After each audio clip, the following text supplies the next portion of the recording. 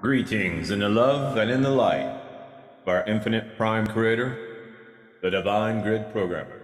Namaste, namaskaram. Continuing with our readings in MetaHuman by Deepak Chopra, MD. At the MetaHuman crossroads. I don't expect you to accept this conclusion, not yet anyway. That conclusion being, we become metahuman by making the life-altering choice to be metahumans. The overall picture needs to be sketched before you make up your mind, and I need a drink of instant coffee.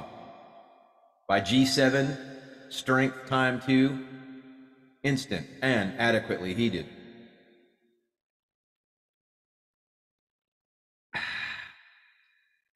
All things in moderation, ladies and gentlemen, boys and girls. As you notice, I don't have my synth smoke, my vape machine with me today, so, I kind of alternate and put it up. So just want to put that positive message out. Take care of your temple, your genetic vehicle. After all, if we don't take care of this container, this meat puppet that we are, everything else just kind of goes away, at least, for the lessons that our soul is meant to learn. So at the metahuman crossroads, I don't expect you to accept this conclusion, not yet anyway. The overall picture needs to be sketched before you make up your mind. Without realizing it, we are all embedded in a preformed reality that we began to adapt to in infancy. Preformed reality. Now, I'm going outside of reading the book, but isn't that reminiscent of what the Gnostics talked about with this prefabricated reality? I know the digital matrix is a prefabricated reality. Certainly metaverse and the digital concentration camp that virtual reality is meant to be. So anyway, getting back to the story. At the metahuman crossroads, MetaHuman by Deepak Chopra, everything you perceive at this moment through the 5 senses, the solid walls of your room, the faint movement of air in your lungs, the brightness of the light streaming in through the window, or emitted by a lamp, is a simulation, a construct that engulfs you in a virtual reality. On the one hand, we are set up, brain, body, and mind, to conform to virtual reality, the result of a collective hoodwinking that has taken many thousands of years to create. This makes things very tricky. A prisoner has an incentive to dig a tunnel to the outside world because he knows that there's something lying beyond the prison walls. The virtual reality you now experience offers nothing on the other side that you can touch, taste, feel, hear, or smell. But something does lie outside the virtual reality, which I'll term meta-reality. Meta-reality is the workshop where consciousness creates everything. It is our source and origin, a field of pure, creative potential. Meta-reality is not perceived by the 5 senses because it has no shape or location. It is totally accessible, and it offers our only means to escape simulated reality. Once you realize that you're engulfed in a simulation, it dawns on you how infinite the creative power of humans really is. We fashioned our world using not bricks and mortar, but one invisible material, consciousness. In a scientific age, this assertion seems incredible, if not absurd. From inside the simulation, creation can be viewed like a movie of the universe unfolding from the Big Bang onward, along a timeline that has taken 13.7 billion years. How can this mind-boggling arena, bounded by time, space, matter, and energy, be essentially fake? To find out, it will take a personal sense of curiosity and a touch of adventurousness to go beyond conventional wisdom. It will also take you hitting that subscribe button and staying tuned to the Om Banda New Earth broadcast.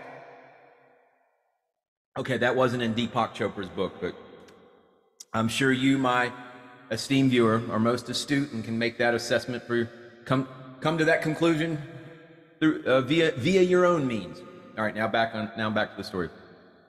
To find out, it will take a personal sense of curiosity and a touch of adventurousness to go beyond conventional wisdom. Cautiousness is present in every second of our lives, yet conventional wisdom takes it for granted. This isn't like missing the forest for the trees. It's like living in the forest without seeing any trees at all. Take the enormously popular book Homo Deus, whose overarching theme is the invention of the future. The author, Israeli historian Yuval Noah Harari, wants to offer a new and better starting point for the future. Age-old burdens from the past once seemed inescapable. Harari writes, the same three problems preoccupied the people of 20th century China, of medieval India, and of ancient Egypt. Famine, plague, and war were always at the top of the list. Many thinkers and prophets concluded that famine, plague, and war must be an integral part of God's cosmic plan or of our imperfect nature. In a burst of optimism rare among futurists, Harari goes on to write that these problems are essentially solved, even though they persist in pockets around the globe. And I quote from Harari's book, at the dawn of the third millennium, humanity wakes up to an amazing realization. In the last few decades, we have managed to rein in famine, plague, and war. Eagerly, his readers want to accept Harari's vision that on the cosmic scale of history, humankind can lift its eyes up and start looking towards new horizons. And what are these horizons? In Homo Deus, Harari takes the reader on a journey through all the existing problems and a roster of possible solutions that futurists love to explore.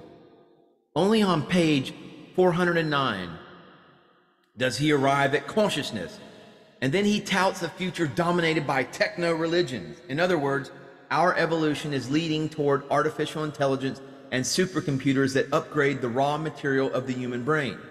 Faced with a stupendous intelligence that towers over us, what can we do but worship it? Harari's vision winds up in the wrong place because it started in the wrong place. Consciousness belongs on page 1, and the future that evolves consciousness can lead to is where humanity should be heading. Every future that has unfolded throughout history has been based on a direction taken by the mind. Artificial intelligence, after all, is just another notch on the belt of human intelligence. Therefore, predicting that we will be surpassed by a Frankenstein race of supercomputers is very premature. We need to know our full capacity before taking bets on any future. Until metareality becomes a common experience, being human has not reached its full creative capacity. Settling for a better dream isn't good enough. An upgraded illusion is still an illusion. Namaste. Namaskaram.